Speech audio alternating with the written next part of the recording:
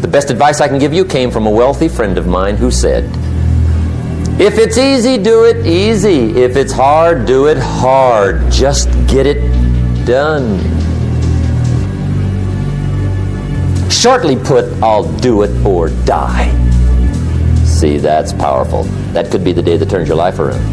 The world has a strange way of stepping aside when somebody says, I'll do it or die. The man says, I will climb the mountain. They've told me it's too high, it's too far, it's too rocky, it's too difficult, it's never been done before, but it's my mountain, I will climb it. Pretty soon you'll see me waving from the top. Or dead on the side, because I ain't coming back. Two of the most powerful words in the language, I will. Benjamin Disraeli once said, nothing can resist a human will that will stake even its existence on the extent of its purpose. If you quit, you lose automatically. They don't bring it up for a vote. You lose automatically when you quit. Whatever you don't use, you lose. Lack of use causes loss. Ambition, unused, declines. Strong feelings, unused, diminish. Faith, unused, decreases. It's a law. Whatever you do not employ, you forfeit. Promise yourself you will never give up. I ask the kids, how long should a baby try to learn how to walk? How long? How long would you give your average baby before you shut him off? How long? See, any mother in the world would say, you're crazy. My baby's going to keep trying until it learns how to walk. What a magic formula. Now let me show you what triggers all emotions into activity that brings results. Action. Finally, you must do something about how you feel. Commit an act that says, I've had it. And whether you've had it with something small or something major, the day you can say, I've had it, may not be the day it ends, but the day it begins. I've had it with lying and being broke. The man's finally had it with mediocrity. He's had it with being a loser.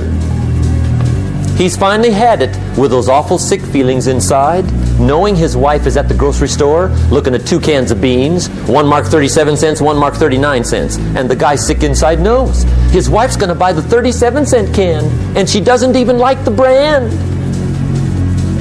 To save 2 cents.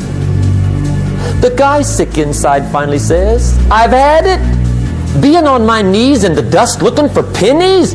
We're not living like this anymore.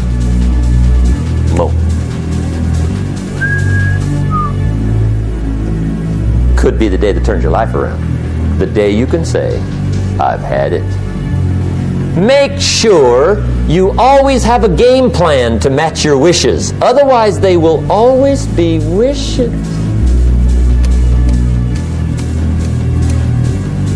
You may not be able to do all you find out, but you should find out all you can do.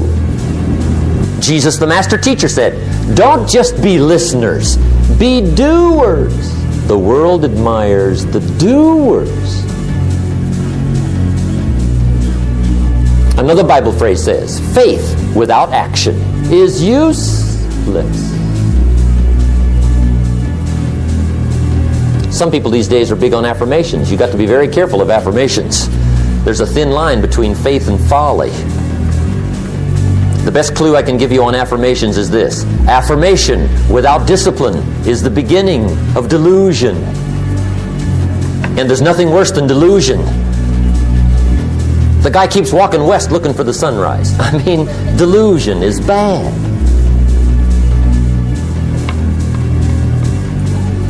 However, affirmation with discipline can bring the most spectacular spectacular results. Let me give you 4 questions to take home when we're finished. These are called questions to ponder. First question is one of the major questions of the world. Why? Why should you try? Why read that many books? Why go that far? Why earn that much? Why share that much? Why learn all that? Why get up that early? Why put yourself through that much? Why try for all that? Good question. Why? One of the best answers to why is the second question. Why not? What else are you going to do with your life? Why not see how many books you can read, how far you can go, how much you can earn, how many friends you can make, how many things you can accomplish, how far you can go and what you can see, how much personality you can develop, influence you can have? Why not? You got to stay here till you go. Why not? The third question is, why not you? Why not you? Some people have done so well. They get to go, they get to see it all, they get to do it. They get to be there. Why not you? Some people have done the most incredible things with limited start. They get to have it. They get to enjoy it. Why not you? Why not you watching the morning mist rise over the mountains of Scotland? Why not you? You got to drink in an Arizona sunset. You got to see the world. You got to read the books. You've got to do the enterprises. You've got to be involved in commerce and love and travel and experiences. You got to do it all. Why not you? You've got to know the results that come from splendid discipline. There's nothing like a view from the top. And the last question is, why not now? Don't postpone your better future any longer. Get at it tomorrow with new vigor. Start your projects book. Get a game plan going. Do some more reading. Start to make changes. Have conversations. Make contact. Get you some new books. Ask some new questions. Set some new goals. Get you a new journal. And do it now.